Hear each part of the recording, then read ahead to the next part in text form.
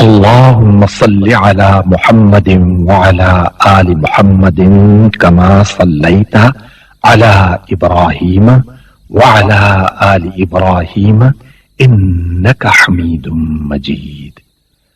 اللهم بارك على محمد وعلى آل محمد كما باركت على إبراهيم وعلى آل إبراهيم إنك حميد مجيد. أحمدك يا مجيب كل سائل، والصلاة والسلام على سيد الأنبياء والمرسلين وعلى آله وأصحابه وأزواجه وعلماء ملته أجمعين. أما بعد، فأعوذ بالله من الشيطان الرجيم. بسم الله الرحمن الرحيم. قال الله تبارك وتعالى في القرآن المجيد والفرقان الحميد: واركعوا مع الراكعين. آمنت بالله صدق الله العظيم وصدق رسوله النبي الكريم. قال الله تبارك وتعالى في القرآن المجيد والفرقان الحميد في شأن حبيبه عليه الصلاة والتسليم: إن الله وملائكته يصلون على النبي يا أيها الذين آمنوا صلوا عليه وسلموا تسليما. الصلاة والسلام عليك يا سيدي يا رسول الله.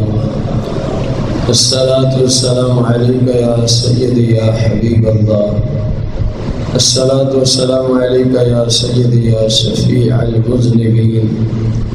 الصلاة والسلام عليك يا سيدي يا رحمة للعالمين. الصلاة والسلام عليك يا سيدي يا جد الحسن والحسين. مولاي صل وسلم دائما أبدا على حبيبك خير الخلق كلهم.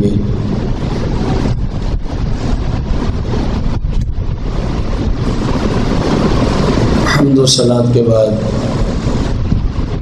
سامعین محتشم، احباب ذی وقار، بزرگوں، دوستوں اور بھائیوں، ہمارے آج کے جمعۃ المبارک کے خطبے کا جو موضوع ہے، نماز پنجگانہ بجماعت ادا کرنے کی فضیلت۔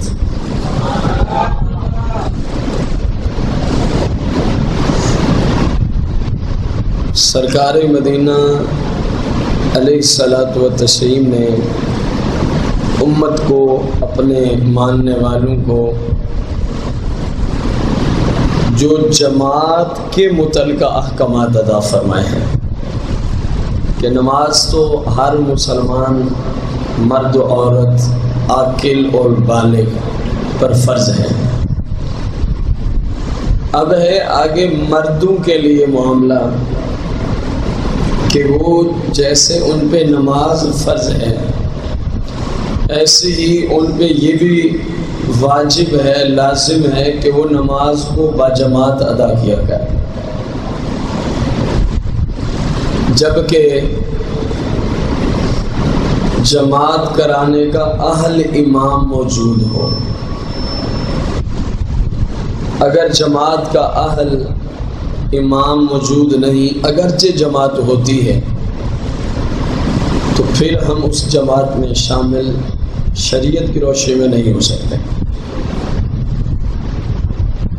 امام ایسا ہو جس کے پیچھے قرآن و حدیث کو روشنی میں نماز پڑھنا درست ہو، اس جماعت کی بات ہو رہی ہے۔ اللہ کریم نے قرآن مجید فرقان حمید میں ارشاد فرمایا: وَارْكَعُوا مَعَ الرَّاكِعِينَ، اور رکوع کرنے والوں کے ساتھ رکوع کرو، رکوع کرنے والوں کے۔ اس میں نماز کو باجماعت ادا کرنے کا حکم دیا گیا ہے کہ تم نے نماز جو پڑھنی ہے وہ اکیلے نہیں پڑھنی، اور یہ سارا حکم جو ہے مردوں کے لیے، عورتیں اپنے گھر میں اکیلے ہی نماز پڑھیں گی۔ نماز پڑھو اور کس کے ساتھ پڑھو؟ جماعت، وارکعوا مع الراکعین، نماز پڑھو اور صرف کس کے ساتھ؟ جماعت۔ جیسے احادیث آپ ابھی ملاحظہ فرمائیں گے کہ مسلمان مرد کی نماز جو اللہ اور اس کے رسول عز و جل و صلی اللہ علیہ وسلم کو پسند ہے، جو مقبول ہے، وہ وہی ہے جو باجماعت ادا کی جاتی ہے۔ رسول کریم رؤوف رحیم علیہ الصلوۃ والتسلیم نے ارشاد فرمایا، سیدنا عبداللہ بن عمر رضی اللہ عنہما اس حدیث کے راوی ہیں، سرکار علیہ السلام فرماتے ہیں جو مسلمان باجماعت نماز پڑھتا ہے اس کی نماز تنہا پڑھنے سے 27 درجے زیادہ فضیلت والی ہو جاتی ہے۔ پھر اس میں جیسا پرہیزگار، متقی اور بڑے علم والا امام ہوتا ہے اس کی وجہ سے بھی درجات بڑھتے جا رہے ہوتے ہیں۔ اسی طرح جتنا زیادہ پیچھے مقتدیوں کی تعداد ہوتی ہے اس کے لحاظ سے بھی جماعت کی فضیلت بڑھتی ہی چلی جاتی ہے۔ یہ گویا کم از کم جو جماعت میں ثواب ملتا ہے اکیلے پڑھنے سے 27 درجے زیادہ فضیلت ہے اس نماز کی جو باجماعت ادا کی جاتی ہے۔ رسول کریم رؤوف رحیم علیہ الصلوۃ والتسلیم سے سیدنا عبداللہ بن مسعود رضی اللہ عنہ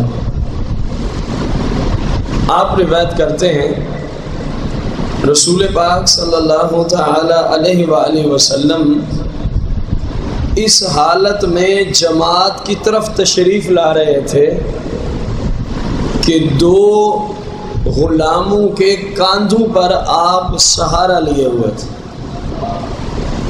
اندازہ لگانا، ایک آپ کا صحابی اس طرف ہے، اس کے کاندھے پہ آپ نے یوں ہاتھ مبارک رکھا ہوا، دوسرا اس طرف ہے اور اس کے کاندھے پہ آپ نے ہاتھ مبارک اور پاؤں مبارک جو ہے وہ زمین کے ساتھ لگتے ہوئے آ رہا۔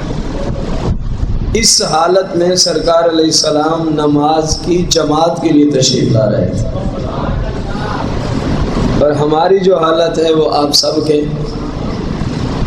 کن کن چھوٹے چھوٹے کاموں کی وجہ سے ہم نماز باجماعت کو ترک کر دیتے ہیں، بلکہ ایک تعداد ہے مسلمانوں کی جو سرے سے نماز ہی نہیں پڑھتے، جو سرے سے نماز ہی نہیں پڑھتے۔ اور پھر سرکار مدینہ علیہ السلام یہ ارشاد فرما رہے تھے کہ جماعت سے دور رہنے والا شخص منافق ہے۔ جو مسلمان جماعت کے ساتھ نماز نہیں پڑھتا، فرمایا وہ کھلا منافق ہے۔ وہ کھلم کھلا کیا ہے؟ منافق ہے۔ یہ نہیں فرمایا کہ جو نماز نہیں پڑھتا، فرمایا جو جماعت کے ساتھ نہیں پڑھتا۔ آپ اندازہ لگائیں، جو نماز کو باجماعت نہیں پڑھتا فرمایا کھلم کھلا منافق ہے۔ حتیٰ کہ ایک حدیث میں یہاں تک فرمایا کہ عشاء اور فجر کی جماعت میں حاضر نہ ہونے والا ہوتا ہی منافق ہے۔ کیا ارشاد فرمایا؟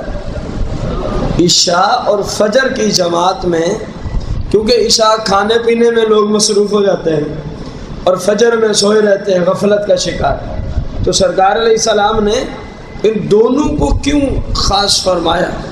فرمایا اکثر و بیشتر عشاء اور فجر کی جماعت میں جو منافق ہوتے وہ حاضر ہی نہیں ہوتے۔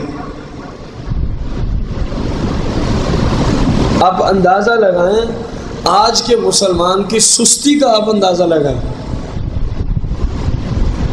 آپ علیہ الصلوۃ والسلام، یہ کسی کا فتویٰ نہیں ہے. آج جو آپ درس سنیے تمام احادیث مبارکہ ہیں، اس میں فقہ کو دخل ہی کوئی نہیں ہے.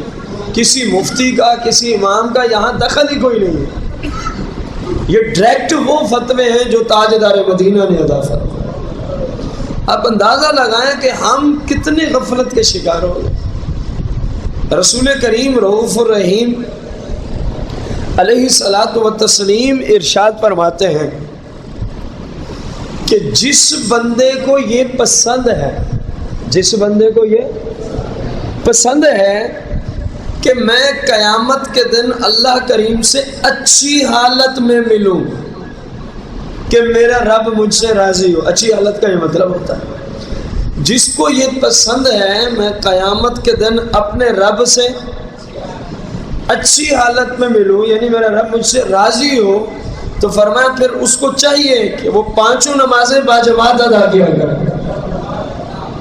وہ پانچوں نمازیں باجماعت ادا کیا کرے. کس کی بات کی ہے؟ فرمایا جس کو یہ حدیث ہے، بولے نا آپ، جس مسلمان کو یہ کہ کل بروز محشر اللہ کے جناب میں اچھی حالت میں پیش ہوں، تو فرمایا اس کو کیا کرنا چاہیے؟ پانچوں نمازیں باجماعت ادا کرنی چاہیے. رسول کریم رؤوف الرحیم علیہ السلام نے ارشاد فرمایا کہ دیکھو نماز جو ہے جب تم اذان سن لیتے ہو، جب تم اذان سن لیتے ہو تو پھر نماز باجماعت ہی ادا کیا کرو. پھر نماز کس طرح ادا کرنی ہے؟ باجماعت ہی ادا کرنی ہے. تاجدار مدینہ علیہ الصلوۃ والتسلیم نے ارشاد فرمایا کہ سن لو، اگر تم نے اپنے گھروں میں ہی نماز پڑھنا شروع کر دی، یہ اذان جب سن لو، اس کا کیا مطلب ہوگا؟ بھی تم ایسی جگہ رہتے ہو جہاں جماعت کی سہولت میسر ہے، جہاں جماعت کی سہولت میسر ہے. فرمایا جماعت بھی ہوتی ہے لیکن تم نماز کہاں پڑھ لیتے ہو؟ اپنے اپنے گھروں میں پڑھ لیتے ہو، اپنی دکان پہ پڑھ لیتے ہو، فیکٹری کارخانے میں پڑھ لیتے ہو. اللہ حضر قیاس. تاجدار مدینہ علیہ السلام نے فرمایا اگر تم نے نماز باجماعت ادا نہ کی تو تم نے اپنے نبی علیہ السلام کے طریقے کو پھر چھوڑ دیا. کیا جملے ہیں؟ اگر تم نے نماز باجماعت ادا نہ کی تو تم نے اپنے نبی علیہ السلام کے طریقے کو چھوڑ دیا. اور فرمایا سن لو، اہم ترین اصول ہے، اس وقت امت کیوں ذلیل و رسوا ہے، اس وقت امت کیوں ذلت کا شکار ہے، اس وقت امت مسلمہ نت نئی نئی پریشانیوں میں کیوں مبتلا ہے. اس وقت امت مسلمہ ہر آئے دن پہلے سے زیادہ پریشانی، مصیبت اور مختلف انداز سے مختلف عذابوں میں کیوں گرفتار ہے. اس تمام المیے کا حل تاجدار مدینہ علیہ السلام نے ایک جملے میں ادا فرما دیا. اس وقت جو پورے ورلڈ میں آپ دیکھ رہے ہیں مسلمان ذلت کا شکار ہی ہوتے جا رہے ہیں. مسلمانوں پہ مختلف انداز سے یہود و نصارہ کے تسلط ہیں، مسلمانوں پہ ظلم و ستم ہے، مسلمانوں کے ساتھ آئے دن نت نئی سے نئی زیادتی کی جا رہی ہے. سرکار مدینہ علیہ السلام کی اس حدیث مبارکہ آپ غور سے سنیں، اس کا حل سرکار نے عطا فرمایا اور بتایا کہ امت اس طرح کب کھو جائے گی. کیا فرمایا؟ فرمایا جب تم نماز اپنے گھر میں پڑھنا، بولو تو صحیح، اور جماعت کو چھوڑ دو گے، اور نماز کی جماعت کو تم چھوڑ دو گے تو سمجھ لینا اس وقت تم نے اپنے نبی علیہ السلام کا طریقہ چھوڑ دیا ہے. کب تم نے اپنے نبی علیہ السلام کا طریقہ چھوڑا؟ جب مسلمان نماز گھروں میں، فیکٹریوں میں، کارخانوں میں، دکانوں میں، یعنی جماعت کے ساتھ نہ پڑھیں، جماعت کے ساتھ۔ حالانکہ حدیث کے ابتدا میں فرمایا حالانکہ وہاں جماعت کی سہولت بھی موجود ہے، جہاں جماعت کی سہولت موجود نہیں وہاں تو آپ اکیلے بھی پڑھ لیں، رب اتنا کریم ہے جماعت کا ثواب عطا فرما دے۔ یہ سرکار فرمانے جہاں جماعت کی سہولت بھی موجود ہے اور مسلمان غفلت کا شکار ہو کر نماز کو بغیر جماعت کے کیا کرتا ہے؟ پڑھ لیتا ہے۔ فرمایا اس نے اپنے نبی علیہ السلام کے طریقے کو، اور فرمایا سن لو، یہ وہ جملہ ہے، فرمایا سن لو، جب تم اپنے نبی علیہ السلام کے طریقے کو چھوڑ بیٹھو گے تو سن لو تم گمراہ ہو جاؤ گے، مختلف پریشانیوں کا شکار ہو جاؤ گے۔ اگر تم چاہتے ہو کہ ہم ہر حال میں درست رہیں تو سرکار علیہ السلام فرما رہے ہیں پھر اپنے نبی علیہ السلام کے طریقے کو اپنانا ہوگا۔ کن کے طریقے کو اپنانا ہوگا؟ تاجدار مدینہ علیہ السلام کے طریقہ مقدسہ کو اپنانا ہوگا۔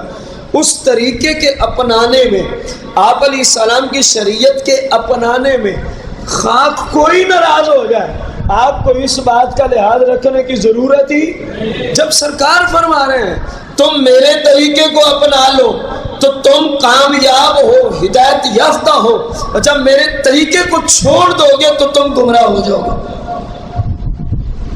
تو کسی ملامت کرنے والے کی ملامت کی کا لحاظ ہی نہیں رکھنا چاہیے، جبکہ بندہ قرآن و سنت کی روشنی میں سرکار کے دیے ہوئے طریقے کے مطابق چل رہا ہو۔ لیکن بدقسمتی سے ہمارے معاشرہ میں، ہمارے ماحول میں بہت سارے مسلمان ایسے ہیں جو کافی سارے گناہ صرف اس لیے کرتے ہیں کہ اگر ہم نے اس گناہ کو نہ کیا تو لوگ کیا کہیں گے۔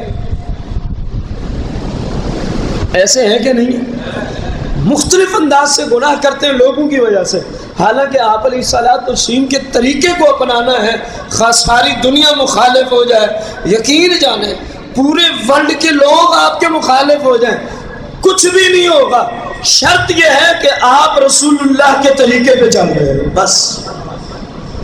زیادہ سے زیادہ وہ آپ کو قتل کر سکتے ہیں، شہید کر سکتے ہیں، اس کے سوا آپ کا اور کوئی نقصان وہ کر سکتے ہیں۔ اور جب اللہ اور اس کے رسول کے طریقے پہ آپ چل رہے ہیں، ساری دنیا آپ کو بھلے قتل کر دے، شہید کر دے، خون کا قطرہ زمین پہ بعد میں پہنچے گا، رب سرکار کے طریقے کے فضیلت اور برکت سے جنت میں تمہیں پہلے پہنچا دے گا۔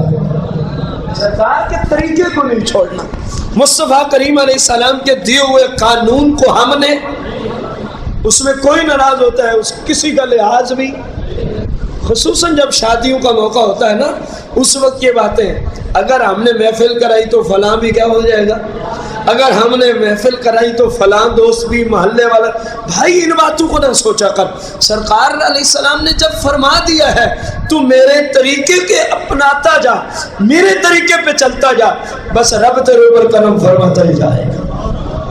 اب جو ناراض ہوتا ہے اس کی اپنی خطا ہے، جو تجھ سے اس وجہ سے ناراض ہو رہا ہے کہ تو سرکار کی شریعت پہ چل رہا ہے، تو اس بندے کی اپنی لا علمی ہے، اس بیچارے کو علم ہی نہیں ہے کہ یہ جو کر رہے ہیں یہ تو عین اسلام ہے، یہی قرآن و حدیث کا پیغام ہے۔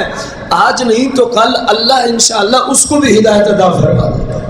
اپنی تو کوشش کیا ہونی چاہیے، مجھے اپنی اور ساری دنیا کے لوگوں کی اصلاح کی، یہ ایک مسلمان کا ذہن ہو، یہ ایک مسلمان کا ترہ امتیاز ہے کہ وہ اپنی اور دوسرے مسلمانوں کی اور لوگوں کی اصلاح کی کوشش میں۔ رسول کریم رؤوف الرحیم علیہ السلام فرماتے ہیں جو مسلمان اچھی طرح وضو کر لیتا ہے اور پھر نماز باجماعت کی طرف چل پڑتا ہے، نماز باجماعت کی، تو جہاں سے وہ چلا اللہ کریم اس کے ہر ایک قدم پر اس کو ایک نیکی عطا فرماتا ہے، ہر ایک قدم پر اس کو ایک، اور ہر ایک قدم پر اللہ کریم اس کا ایک گناہ معاف فرما دیتا ہے، اور ہر ایک قدم پر میرا مالک اس کا جنت میں درجہ بلند فرما دیتا ہے۔ یہ کس طرف چلا ہے ابھی؟ ابھی جماعت میں آیا نہیں ہے، صرف جماعت کی طرف چل رہا ہے، اور رحمت بلائے رحمت دیکھیں۔ فرمایا ایک مسلمان نے، آپ علیہ الصلوۃ والسلام کے حدیث سے مبارکہ ہے، ایک مسلمان نے وضو کیا، کوشش میں تھا کہ میں نماز کو باجماعت ادا کروں گا، وہاں سے چلا، لیکن جب مسجد میں پہنچا تو نماز پہلے ہی ادا ہو چکی تھی۔ اللہ کے محبوب علیہ السلام فرماتے ہیں میرا رب اس مسلمان کو پوری جماعت کا ثواب عطا فرما دیتا ہے، اور جنہوں نے جماعت کے ساتھ نماز پڑھی ہوتی ہے اللہ ان کے ثواب میں بھی کوئی کمی آنے۔ اب دیکھو کتنا غفور رحیم ہے، سرکار کا صدقہ اس امت پہ کتنا کرم ہوتا ہے، اس امت پہ کتنا فضل ہوتا ہے۔ وضو کیا، جماعت کے لیے چلا، اور جب پہنچا جماعت ملی نہیں ہے، لیکن رب تو بندے کی نیت سے واقف وقار ہے نا، چلا تو جماعت کی وجہ سے تھا نا۔ سرکار مدینہ علیہ السلام فرماتے رب اس کو بھی پوری جماعت کا ثواب عطا فرما دے۔ کسی اور پہ اس طرح کا کرم کیوں نہیں ہوا؟ یہ صرف آپ صلی اللہ علیہ وسلم کی امت پہ ہی ایسے کرم کیوں ہوتے ہیں؟ کیونکہ یہ سارا معاملہ، یہ ساری نسبت، یہ سارا فیض ہی تاجدار مدینہ کا ہے، یہ آپ کے توسل سے ہی امت پہ کرم ہے۔ رسول کریم رؤوف الرحیم علیہ الصلوۃ والتسلیم ارشاد فرماتے ہیں جو شخص خالصا للہ تعالی، کیا مطلب ہوتا ہے اس جملے کا؟ کہ وہ اللہ کی رضا کی خاطر، کس کی رضا کی خاطر؟ اللہ کی رضا کی خاطر 40 دن پانچوں نمازیں باجماعت ادا کرتا ہے۔ کتنے دن؟ کتنے دن؟ کتنے دن؟ کیا کرنا ہے؟ ایک یا دو؟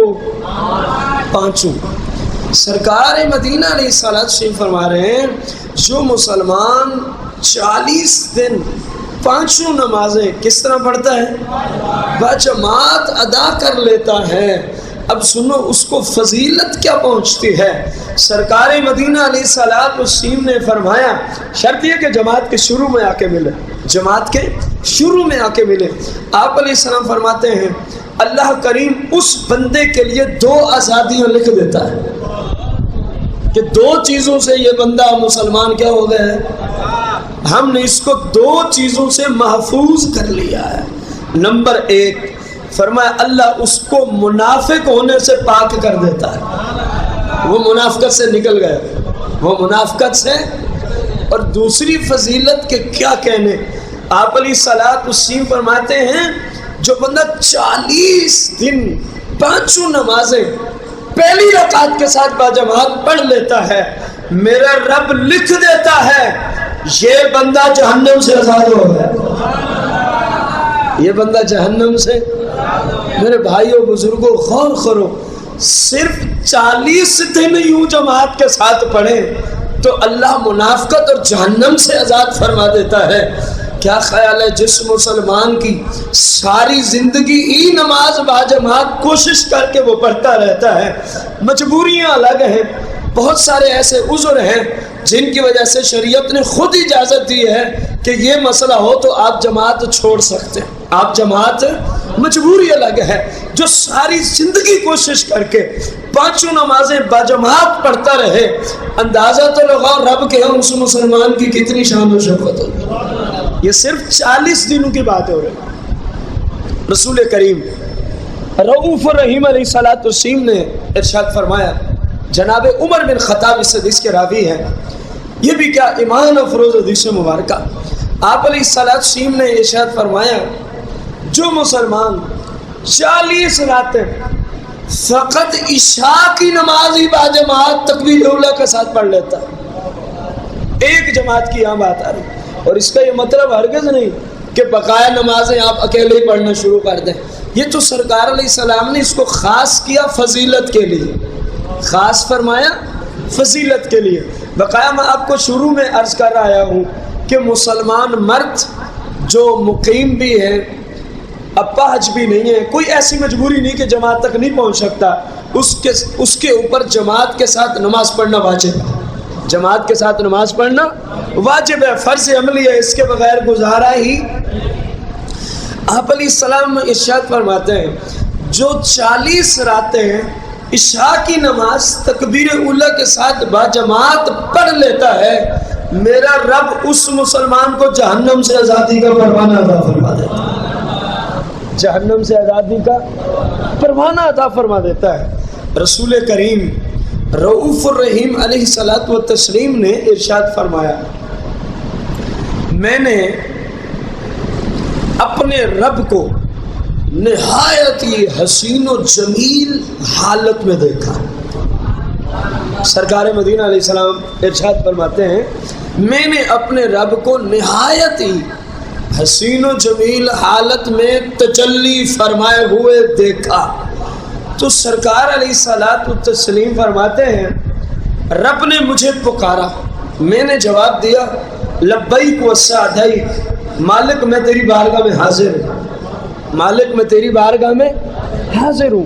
اللہ کریم نے فرمایا محبوب کیا آپ جانتے ہیں کہ میرے جو اعلیٰ ترین مقرب فرشتے ہیں وہ اس وقت کس بات میں آپس میں بحث مباحثہ کر رہے ہیں؟ کیا محبوب آپ جانتے ہیں؟ میں نے عرض کی یا اللہ میں نہیں جانتا، یا اللہ میں نہیں جانتا۔ بس میرے مالک نے میرے دونوں کاندھوں کے درمیان، دونوں شانوں کے درمیان اپنا دست قدرت رکھا، دست قدرت رکھا۔ ما یلیق بشانہ، اللہ تعالیٰ اعضاؤں سے پاک ہے، اللہ کی ذات جسم سے کیا ہے؟ پاک ہے۔ دست قدرت رکھا، رکھنے والا جانے یا جس پر رکھا وہ جانے۔ ہم تو یہی جو ہمیں عقیدہ اسلام نے دیا کہ اللہ کریم کی ذات اعضاؤں سے جسم سے کیا ہے؟ پاک ہے۔ ما یلیق بشانہ، جس طرح اس کی شان کے لائق ہے۔ سرکار مدینہ علیہ السلام فرماتے ہیں میرے دونوں شانوں کے درمیان اللہ رب العالمین نے دست قدرت رکھا۔ بس مالک نے دست قدرت رکھا تو میں نے اس کی ٹھنڈک اپنے سینے میں محسوس کی، میں نے اس کی ٹھنڈک اپنے سینے میں محفوظ کی۔ مسلمانوں غور کرنا، سرکار مدینہ علیہ السلام ارشاد فرماتے ہیں بس جو کچھ بھی زمینوں میں تھا، جو کچھ بھی آسمانوں میں تھا، اور ایک روایت میں فرمایا مشرق سے مغرب تک، شمال سے جنوب تک، رب کی قدرت میں، رب کی قدرت کے ماتحت جو کچھ تھا، جو ہو گیا، جو ہو رہا ہے، جو ہوتا رہے گا، فرمایا رب نے دست قدرت رکھا، ہم نے وہ سارا ہی جان لیا، ہم نے وہ سارا ہی جان لیا۔ اب رب پھر فرماتا ہے محبوب پتہ ہے نا کہ فرشتے جو مقرب ہیں کس معاملے میں اب بحث کر رہے ہیں؟ کیونکہ ہمارا یہ عقیدہ ہے سرکار دو جہاں علیہ السلام کو اللہ کریم نے بتدریج علوم عطا فرمائے، بتدریج۔ اسی حدیث سے ہی آپ کو یہ عقیدہ نظر آ رہا ہوگا۔ ابھی پوچھا کہ وہ کیوں جھگڑ رہے ہیں، عرض کی لا اعلم یا رب العالمین، اے جہانوں کے مالک میں اس وقت نہیں جانتا، میں اس وقت۔ تو اللہ کریم نے کیونکہ بتدریج علوموں کے خزانے عطا فرمایا، دست قدرت رکھا، ٹھنڈک محسوس کی، اور پھر سرکار کے جملے کیا ہیں؟ جو کچھ بھی ہے، جو کچھ بھی رب کی قدرت کے تحت ہے وہ دست قدرت کی برکت سے ہم نے جان لیا۔ اب رب پوچھتا ہے محبوب کیوں بات کر رہے ہیں؟ یہ سب نوازنے کے طریقے ہیں، یہ سب نوازنے کے طریقے ہیں۔ اسی لیے تو وہ ہم درود و سلام پڑھتے ہیں نا، الصلاۃ والسلام علیک یا سیدی یا عالم ما کان و ما یکون۔ اس کا مطلب یہی ہے کہ جو کچھ ہو چکا آپ اسے بھی جانتے ہیں، جو کچھ ہوگا آپ اسے بھی جانتے ہیں۔ اور اگر کسی کو حدیث میں بھی سمجھ نہ آئے، اس درود و سلام کے صیغے سے بھی سمجھ نہ آئے، تو کم از کم قرآن تو کھڑا ہے نا۔ اللہ فرماتا ہے وَعَلَّمَكَ مَا لَمْ تَكُنْ تَعْلَمْ. محبوب جو کچھ بھی آج تک آپ نہیں جانتے تھے، وَعَلَّمَكَ آپ کے رب نے وہ سارے علوم آپ کو سکھا دیے. اسی لیے پڑھا جاتا ہے الصلاۃ والسلام علیک یا سیدی یا عالم ما کان وما یکون. اے وہ مقدس ہستی جو کچھ ہو چکا اس کو بھی جاننے والی، اور جو کچھ ہوتا رہے گا ابدالآباد تک اس کو بھی جاننے والی ہستی، تیری ذات پہ رب کی طرف سے درود و سلام کے گجرے. یہ حدیث، قرآن اور صلاۃ و سلام ایک جیسے ہوئے کہ نہیں؟ جو قرآن نے کہا وہی حدیث میں آیا، وہی سیدی اعلیٰ حضرت رضی اللہ تعالیٰ عنہ نے مسلمانوں کو قرآن و حدیث کا ترجمہ کرتے ہوئے درود و سلام کا ایک صیغہ عطا فرمایا. فرمایا جملہ یہ پڑھنا قرآن کا بھی ترجمہ ہو جائے گا، حدیث کی بھی ترجمانی ہوگا.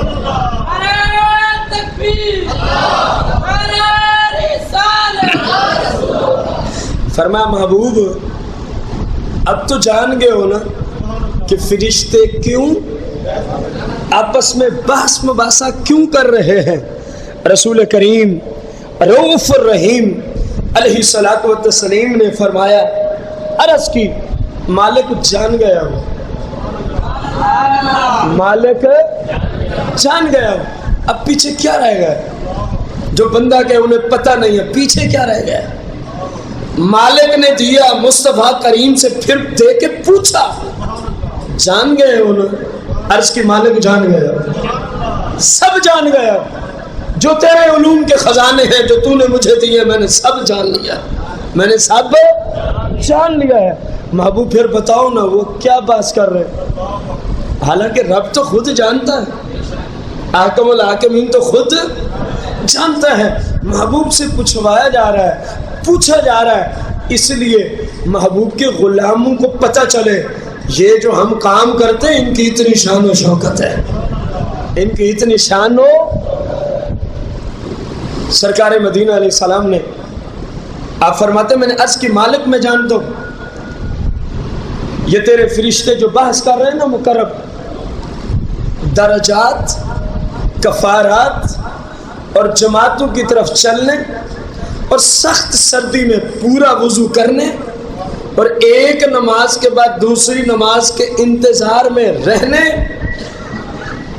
کے متعلقہ ہی گفتگو کر رہے ہیں. اور وہ یہ کہہ رہے ہیں جو یہ کر لیتا ہے، جو یہ کر لیتا ہے، نماز پنجگانہ باجماعت پڑھ لیتا ہے، جو سخت سردی میں پورا وضو کر لیتا ہے، یا اللہ وہ یہ کہہ رہے ہیں ان کی وجہ سے درجات بھی بلند ہوتے ہیں، یہ مکفرات ہیں، اور ان کی برکت سے ان مسلمانوں کے تو گناہوں کو کیا کر دیتا ہے؟ معاف کر دیتا ہے. حتیٰ کہ مالک جو نماز پنجگانہ باجماعت ادا کرتا ہے تو اس پہ ایسا غفور رحیم شفقت فرماتا ہے، وہ ایسے ہی ہو جاتا ہے جیسے آج ہی اپنی ماں کے پیٹ سے نکل کے آیا ہو. اس جملے کا مطلب کیا ہوتا ہے؟ آج ہی اپنی ماں کے پیٹ سے، جب پہلے دن بچہ اپنی ماں کے پیٹ سے باہر آتا ہے، آپ سے سوال ہے اس کے ذمہ کتنے گناہ ہوتے ہیں؟ بس یہ مطلب ہوتا ہے کہ تم صحیح وضو کر کے، میری سنت کے مطابق وضو کر کے نماز پنجگانہ باجماعت پڑھنے والے تم ہو جاؤ، اور رب تمہارے سارے گناہ معاف فرما دے گا. رب تمہارے سارے گناہ ہی معاف فرما دے گا. رسول کریم رؤوف الرحیم علیہ الصلوۃ والتسلیم ارشاد فرماتے ہیں، مزید جس نے پنجگانہ نماز کی کیا کی؟ محافظت کی، باجماعت پڑھتا رہا. جملے سننا، آج کوئی کسی سے دعائیں مانگنے گیا ہوا ہے، کوئی کسی سے نقش و تویز لینے گیا ہوا کہ خیر و برکت ہو جائے، اور جہاں سے خیر و برکت ملی ہے ان کی بات مان لو سب کچھ ہی مل جائے گا. ایک شخص حضور سیدی امام اہل سنت مجدد دین و ملت مولانا شاہ امام احمد رضا خان رضی اللہ عنہ کی بارگاہ میں، حضور میں بہت غریب غریب ہوں، کوئی وظیفہ عطا فرما دے. آپ کو میں پہچان بتا رہا ہوں، شیخ ہوتا کون ہے، ولی پیر ہوتا، نیک بندہ ہوتا کون ہے؟ کیا لینے گیا ہوا ہے؟ غربت دور کرنے کا وظیفہ۔ فرمایا بھائی سرکار کی شریعت پہ عمل کر، غربت دور ہو جائے۔ وہ حیران رہ گیا، حضور میں تو کوئی نقش لینے آیا تھا، میں تو کوئی تعویذ لینے، کوئی دم درود، کوئی ورد وظیفہ، آپ عجیب وظیفہ دے رہے ہیں۔ فرمایا سرکار کی شریعت پہ عمل کر، رب غربت ہے۔ جب اس کو سمجھ نہیں آئی نا تو اعلیٰ حضرت رضی اللہ تعالیٰ عنہ عظیم مفسر قرآن ہونے کے ناطے سے، عظیم مترجم قرآن ہونے کے ناطے سے، عظیم تر فقیہ مجتہد، میں کیا کیا عرض کروں، ہماری زبانیں وہاں تک نہیں پہنچ سکتی، ہمارے عقل ہمارے علوم وہاں تک پہنچ نہیں سکتے کہ ہم وہ لقب لائیں جس درجے تک رب نے اعلیٰ حضرت کو پہنچایا ہوا ہے۔ ہمارے جیسوں کے پاس تو وہ کلمات ہی نہیں ہے کہ آپ کو ہم خراج تحسین پیش کر سکیں۔ اللہ کریم نے اتنا علوم عطا فرمائے تھے، ایسے نہیں لقب ملا ثانی امام اعظم ابو حنیفہ، یہ کوئی چھوٹا لقب ہے، مفتی سے جا کے پوچھ، ثانی امام اعظم ابو حنیفہ۔ اور امام اعظم ابو حنیفہ کے بارے میں امام شافعی رضی اللہ عنہ کیا فرمایا کرتے تھے؟ محمد بن ادریس المعروف امام شافعی یہ جملے فرمایا کرتے تھے، حالانکہ دونوں کا فقہ میں مسلک جدا گانا ہے، فقہ میں دونوں کا مسلک جدا گانا ہے، کتنے مسائل میں فروعی اختلاف ہے، لیکن اپنے شاگردوں کو اپنے خلفاء کو جملے عطا فرمایا کرتے تھے۔ اور پورے ورلڈ میں، پورے جہان میں ساری دنیا کے فقہاء مجتہدین مفسرین محدثین علی ھذا القیاس یہ سب کے سب ابو حنیفہ کے علم کی دنیا میں بچے ہیں، ان سب کے عیالدار جناب امام اعظم ابو حنیفہ ہیں، اور اعلیٰ حضرت کو لقب ملا ثانی امام اعظم ابو حنیفہ، ثانی امام اعظم ابو حنیفہ۔ حضور سیدی اعلیٰ حضرت نے قرآن سے اس شخص کو پڑھ کے سنایا، فرمایا تو نے قرآن نہیں پڑھا؟ اللہ فرماتا ہے تم اللہ سے اس طرح ڈر کے زندگی گزارو، اللہ کے احکامات کی پیروی کرو جس طرح کرنے کا حق ہے، رب تمہیں وہاں سے روزی پہنچائے گا جہاں تیرا وہم و گمان بھی نہیں ہوگا۔ فرمایا میں نے تو تجھے عظیم وظیفہ دیا، تیری سمجھ میں ہی بات نہیں ہے۔ اسے نے کہ حضور اب سمجھ آ گئی۔ سرکار مدینہ علیہ السلام فرما رہے ہیں عظیم وظیفہ، فرمایا جو پانچوں نمازیں بجماعت پڑھتا رہے وہ خیر کے ساتھ ہی زندہ رہے گا۔ کتنی بڑی دعا ہے، کتنی بڑی دعا ہے، یہ کوئی میرے اور آپ کے کلمات نہیں، تاجدار مدینہ علیہ السلام کے کلمات۔ جو پانچوں نمازوں کی باجماعت کیا کرتا رہے گا؟ محافظت، فرمایا وہ خیر کے ساتھ ہی زندہ رہے گا۔ اور بہت بڑی بات فرمایا خیر کے ساتھ ہی موت آئے گی۔ 1400 سال کے ائمہ کو دیکھ لو، محدثین بزرگان دین جنہوں نے جنگلوں میں عبادات اور ریاضات، ان سب سے پوچھو کہ کیوں یہ ہو رہا؟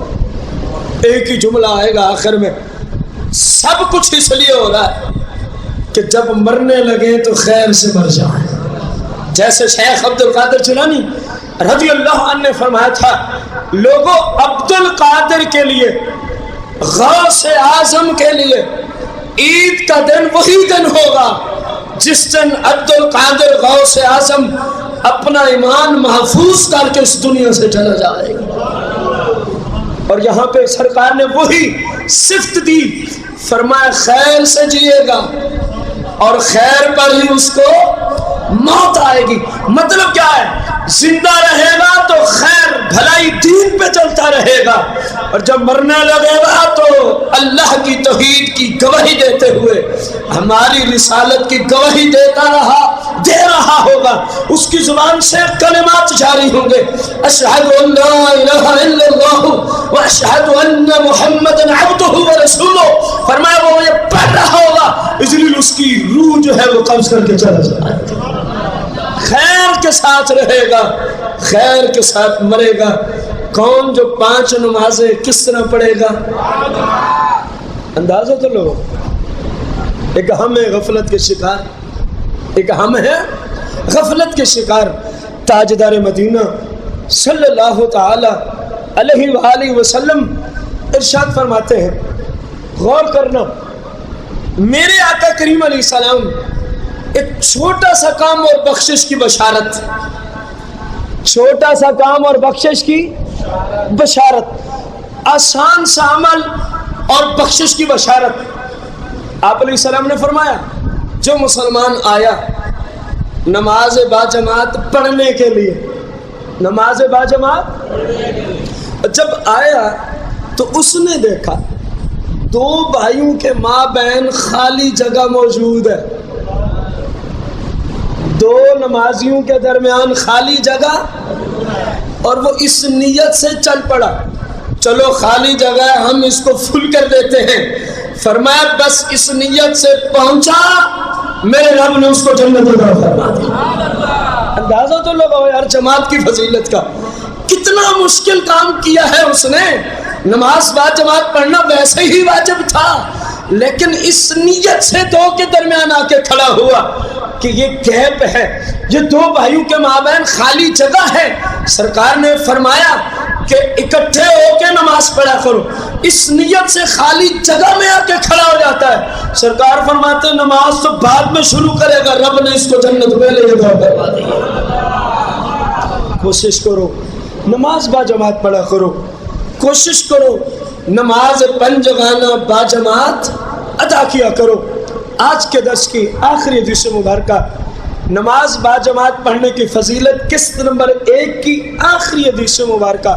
آپ علیہ السلام ارشاد فرماتے ہیں میرا دل کرتا ہے میں اپنے کسی غلام کو کہوں کہ میرے غلاموں کو نماز پڑھائے با جماعت, اور میں کچھ غلاموں کو اپنے ساتھ لوں اور ان کو کہوں کہ لکڑیاں بھی اٹھا لو, لکڑیاں بھی اٹھا لو, اور پھر میں محلے میں دیکھوں کون ہے ایسا مرد جو نماز اپنے گھر پڑھتا ہے, باجماعت مسجد کو نہیں جاتا. میں ایک غلام کو جماعت قائم کرنے کا حکم دوں, چند غلاموں کو کہوں لکڑیاں اٹھاؤ میرے ساتھ چلو, اور دیکھوں جو لوگ مرد اپنے اپنے گھروں میں نمازیں پڑھتے ہیں. تاجدار مدینہ علیہ السلام فرماتے ہیں میرا دل کرتا ہے ان کے گھروں کو آگ لگا دو.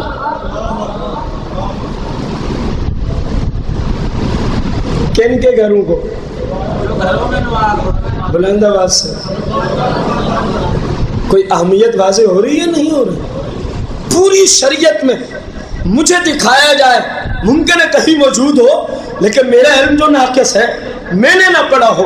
میرا دعویٰ نہیں کہ میں پوری شریعت کا عالم ہوں, یہ تو کروڑوں سال بیت جائیں ہمارے تب بھی ہم پوری شریعت کے عالم ہو سکتے نہیں ہیں. لیکن بظاہر قانون یہی نظر آیا, کسی گناہ پہ سرکار مدینہ علیہ السلام نے فرمایا ہو کہ میرا دل کرتا ہے میں ان کے گھر کو آگ لگا دوں, اگر نظر آئے گا تو ایک ہی نظر آئے گا. فرمایا جو نماز اپنے مرد, جو مرد نماز اپنے گھر میں پڑھتے ہیں. پھر سرکار فرماتے ہیں لیکن میں لگاتا نہیں ہوں, لیکن میں ان کے گھروں کو آگ. یا رسول اللہ کیوں؟ فرمایا گھروں میں عورتیں بھی ہیں بچے بھی ہیں. تو آپ کا اتنا فرمانا ایک مسلمان کے لیے کم؟ خدا را میرے بھائیوں, یہ دنیا کے کام کاج ہوتے رہیں گے. ہم تو کہتے ہیں نا جماعت کو گئے تو اتنی دیر ہو جائے گی, اتنے گاہک نکل جائیں گے, یہ ہے وہ ہے. جب آپ آتے ہیں نا جماعت کی طرف, ادھر رب کے فرشتے آ کے ڈیوٹی دے رہے ہوتے ہیں, یا اللہ یہ تیرے حکم کو ماننے گئے, اس کی روزی میں برکت عطا فرما دے. یا اللہ یہ تیرے حکم کو ماننے کے لیے دکان بند کر کے گیا, گاہک چھوڑ کے گیا, اپنا کام چھوڑ کے, مالک اس کے کاموں میں برکت عطا فرما دے. اب جب اللہ کی برکت آ جائے نا پھر تھوڑا بھی کثیر ہو جاتا ہے، اور اس کی برکت اٹھ جائے تو کثیر بھی قلیل ہو جاتا ہے۔